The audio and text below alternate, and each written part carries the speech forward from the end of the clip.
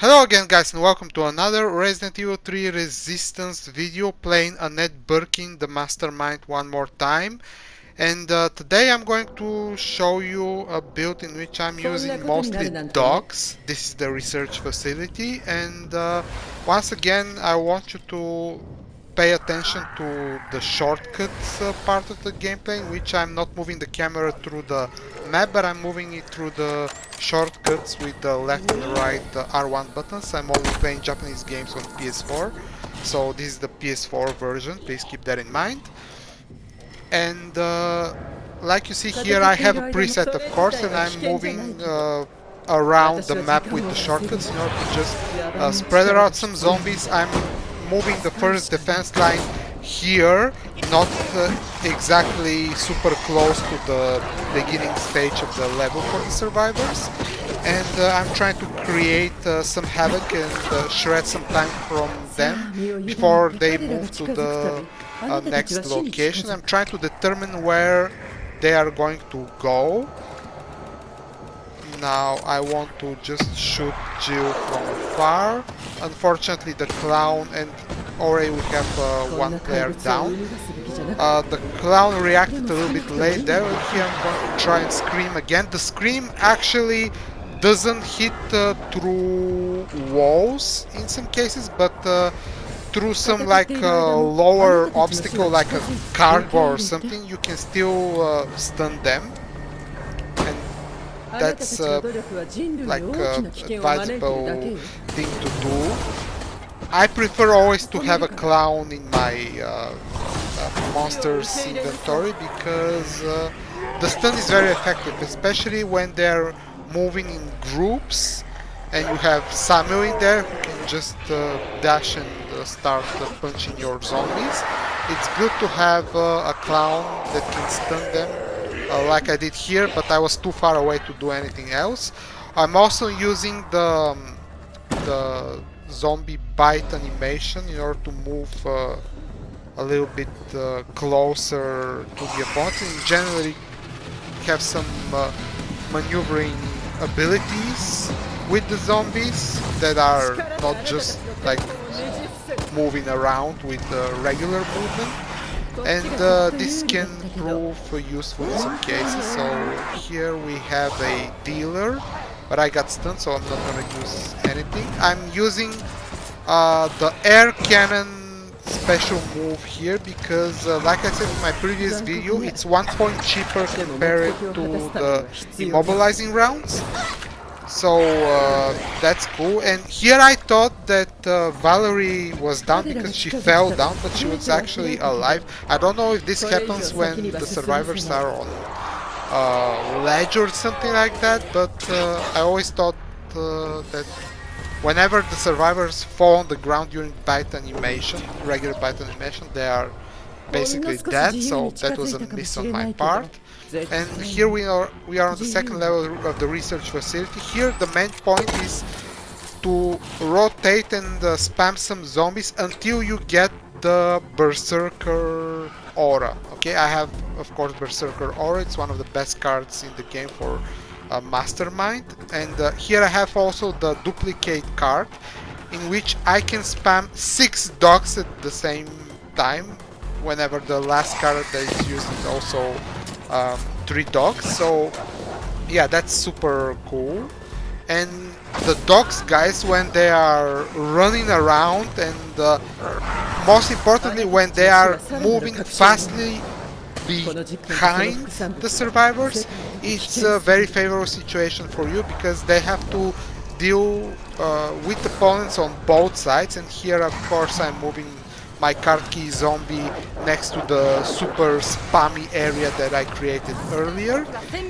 And yeah, this is the part of the level where I have 2 devices. So since I already have a lot of creatures here, I'm just gonna use Birkin to just try and create some disturbance for them. And here I thought that Jill was going to just whip out the rocket launcher, but she didn't. and they decide to play defensively here, which is a favorable situation for me because Jill has the key card here, and the devices are in a different location. And here I just missed Martin. I didn't even see him at all because I'm moving around with the map on, which is not always very advisable. And here they have to come back and try to deal with the zombies and activate the two devices in this room. Whenever this happens, you have to just immediately jump out of the zombie because there is no point. You are stunned for a very long time. I'm also looking at the map trying to determine where they are. And here it's just a matter of attrition, so to speak. They have to deal with the zombies, they have to deal with the dogs. I'm not doing a lot of damage here, but that's not the point. The point is to shred time for them and slow them down and generate with their objective gameplay. I had the air cannon, but unfortunately she already activated the first device, and I have to move and look at the map and see where they're going to go next, because the last device is here. Here I got from the supply zone a grenade launcher, which was very good. I was able to move her away from the device, and here I'm just gonna scream, but nothing really happened because they were in some stun or receiving damage animation, getting mauled by other zombies. Whenever this happens, you cannot just chain stun them when they are beaten and you scream, for example. But either way, they're in a almost dire situation here. And since she's probably going to activate the device, I determined that something might happen. I decided to spam the zombies on the other side, and here they just lost, so I was able to win this game. I have to say, guys, this is not like something like a tough talk or anything like that, but I rarely lose with the dogs build that I have. I have the 3 dogs for Anette Birkin, which is activated in the 2nd level, and I have a single 2 bioenergy dog, and I have the card copy, the copy of the last card that you have in deck. I don't have any other mode cards except for the creature discount, of course. And I also have augmented limbs together with the tougher zombie skin, of course.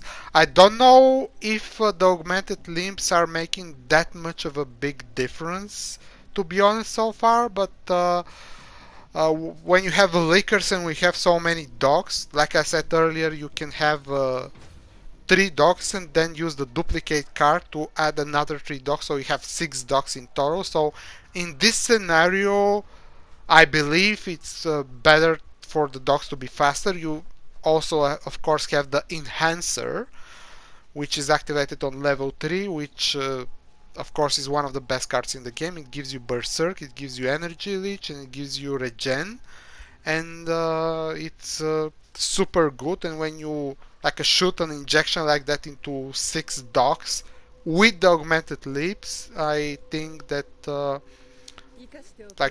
you can create a very chaotic situation for the survivors, which is advisable, of course.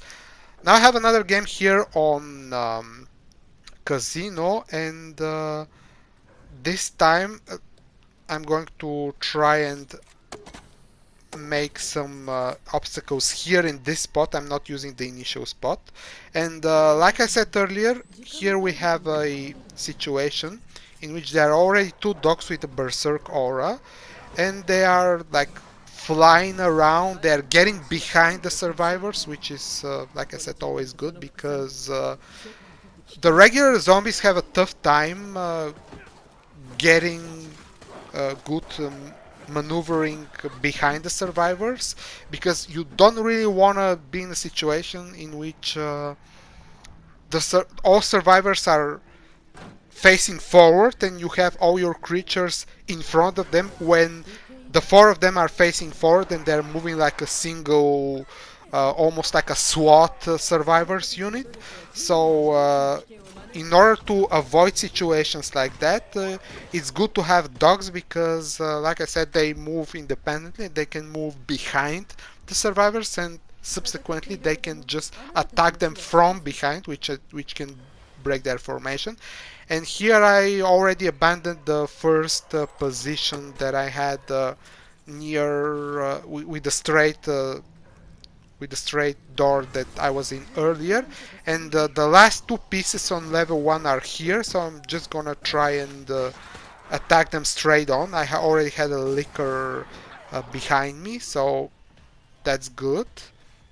Here I'm moving to the last part of the room which has a piece in it. I'm waiting for the air cannon here. I blew him away in order to just have enough time for my clown zombie to be active and try and do some damage, but here I decide to just move away from him, and I'm going to create the other defense point here just as they are exiting the long corridor with the last piece of the puzzle. Here I'm just gonna spam some creatures. Valerie is already near the exit, but that means that I can just wait for the 3 other survivors here behind the door. Here, if you have a clown zombie, you can just wait for them to open the door and scream as the first one or the second one gets in. And luckily, if they don't see you, you can stun 2 survivors at the same time and just start smashing them. Here I have a tough zombie, of course, and he had a little bit of a hard time trying to get some hits, but I was able to hit him twice. And here I'm just not gonna use any more energy. I have 6 energy. The energy is of course transferable towards your next level. If you have, for example, 10 or 5 energy in level 1, you're gonna have the same amount of energy starting the second level. And here I'm using this defense point. I have already 1 licker on the other side. Quickly saw that my card key zombie is on the further right side of the map, and here I use the duplicate card to make 2 sets of 3 dogs, and I got the Berserk injection, which was very good. Normally I would use the Berserk injection on the Karki zombie, but here the situation was just too favorable. You can see all these dogs that are waiting for the signal to start running around the large area. And like I said earlier, when you have so many dogs, they just create havoc, okay? They can move behind the survivors, they can go in either direction, and they are forcing the survivors to look around them a little bit more. Here I'm going to try and spam this area here. This long corridor is very good because it's a straightforward line, and when you have immobilizing shots or like the air cannon that I'm using, which is only 2 energy, like I said earlier, by the way. And here you can just use the corridor to the multiple positions of the cameras in the corridor to just spam zombies and keep the survivors being in a situation where they have to deal with the zombies one by one, or against an entire mob that have some zombies with skills. Here one of the survivors died. I screamed and I'm attacking Becca right now, and they still don't even have the card key, which is going to mean that I'm probably gonna win this game. And here I'm just gonna spam some more lickers. At this point I'm not overly concerned for trying to give a Berserk aura to the card key zombie because they don't have much time, and like it's too late for them to really be able to kill the zombie and activate the devices. They can activate this device here, of course, and the lickers are of course trying to pressure them.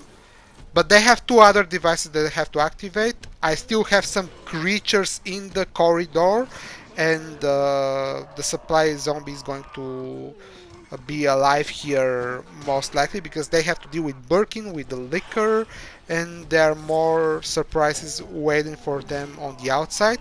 And they have to activate 2 more devices. Here I have to just escape from Birkin, but I try to get in 1 or 2 more hits, which is not a very good strategy to do because I have this skill for Birkin, which you are having a discount on your cooldown when you exit early.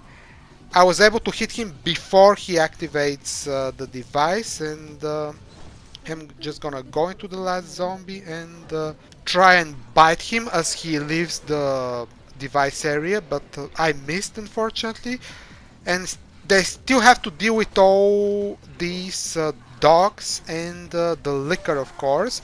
Here the good advice is to, if you are controlling a zombie or like a dealer or something like that, it's good idea to uh, whenever you're close to the door, to leave the door open for your dogs and your lickers to jump around and be able to traverse this area, because from here on the survivors are having to deal with the straight corridor in which the dogs can just run straight up and catch up with them.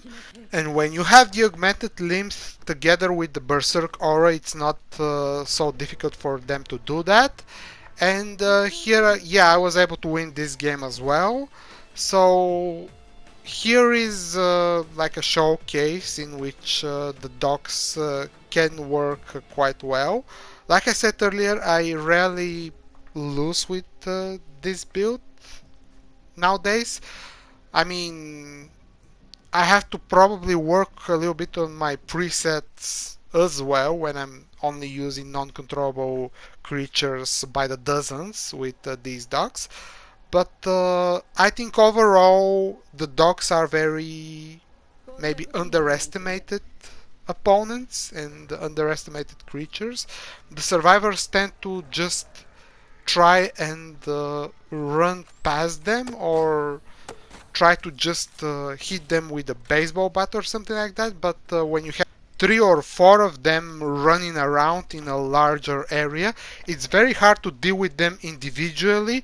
Also, another component of the gameplay that is required to deal with the dogs is that you have to aim lower, and if you have other creatures that are around on the map, of course you cannot shoot them in the head. Yeah, in some situations when you have Jill with a rocket launcher, the dogs can be obliterated, but I would make the argument that from all the creatures that are available in the game, the dogs are probably the easier one to deal with Jill, because like I said earlier, they can move behind the target very easily, and when Jill gets mowed from behind, it's a very good situation that can happen for you. But the unfortunate situation is that all of this is random. In some cases, the dogs are just not going to do anything or not going to do enough. But when you have a lot of them, you create a more favorable situation for some of these random things to happen in the game. And when you have a set of 3 dogs, like I showed you earlier with the duplicate card, and when you have a large area, you can really basically have creatures running around in this large area. And when you have Berserk with augmented limbs, it's even better. So yeah, this is something that I wanted to try, and it seems to work pretty well. I'm not gonna lie, I'm not playing any other masterminds, to be honest. And I'm going to try and work on this build a little bit more and try to work on some of the presets, but the dogs are super strong in my opinion. And this is all I had to say for this video. I hope you like it, guys. If you want to see something else related to Resident Evil 3 Resistance with Anette Birkin, because I'm mostly playing her, please write in the comments below. And I'm going to try and show you some other gameplay elements and some other interesting stuff in the game. Tomorrow is the MK11 Aftermath release, so I'm going to play that a little bit with some combos and some interesting stuff for the other characters, so stay tuned for that. Thanks for watching, guys, and I will see you in the next video. Looking forward to your comments down below. Have a successful week, guys.